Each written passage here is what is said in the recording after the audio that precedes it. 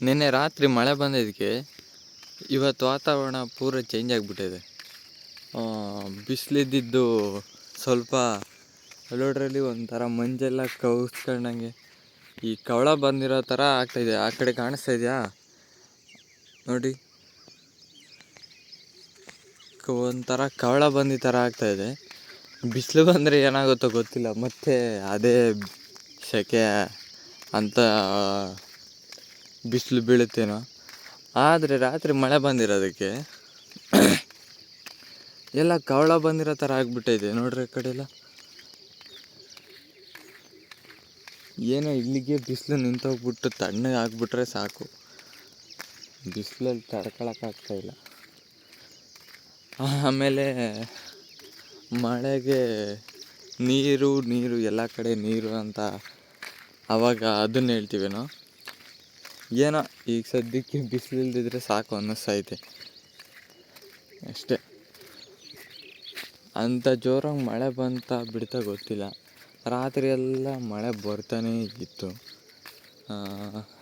ಏನಂದರೆ ಆ ಕವಳ ಬಂದಿರೋದೇ ಒಂಥರ ಏನು ಈ ಥರ ಬಂದ್ಬಿಡ್ತಲ್ಲ, ತಣ್ಣಗೈತಿ ಇವಾಗ. ಇನ್ನು ಬೆಳಿಗ್ಗೆ ಬಿಸಿಲು ಸೂರ್ಯ ಮೇಲಕ್ಕೆ ಬಂದಮೇಲೆ ಹೆಂಗಿರುತ್ತೋ ಗೊತ್ತಿಲ್ಲ. ಸೂರ್ಯ ಮಾತ್ರ ಯಾವಾಗ ಬೆಳಿಗ್ಗೆ ಹೊತ್ತು ಫೋಟೋ ವಿಡಿಯೋ ತೆಗೆದ್ರು ಮಾತ್ರ ತುಂಬ ಸಖತ್ತಾಗಿ ಕಾಣುತ್ತೆ ಸೂರ್ಯನ ಮಾತ್ರ. ಅಂದರೆ ಸೂರ್ಯನ ವ್ಯೂ ನೋಡಿ, ಸೂಪರಾಗಿ ಕಾಣುತ್ತೆ.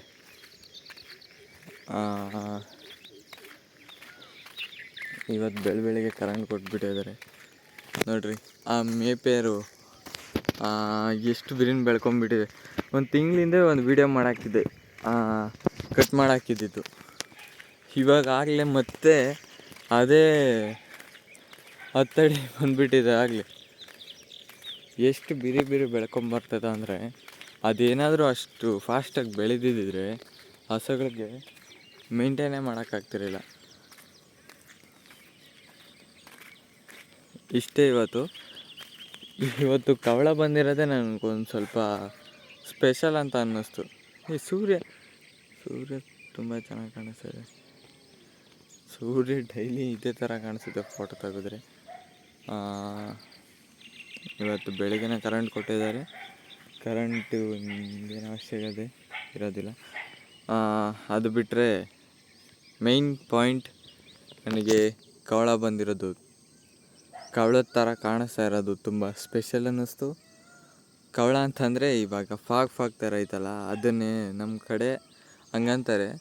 ಅಂದರೆ ಅದು ಇನ್ನೂ ಪೂರ ಜಾಸ್ತಿ ಇದ್ದಾಗ ಆ ಥರ ಅಂತಾರೆ. ಸದ್ಯಕ್ಕೆ ನೋಡಬೇಕು. Okay, thank you for watching.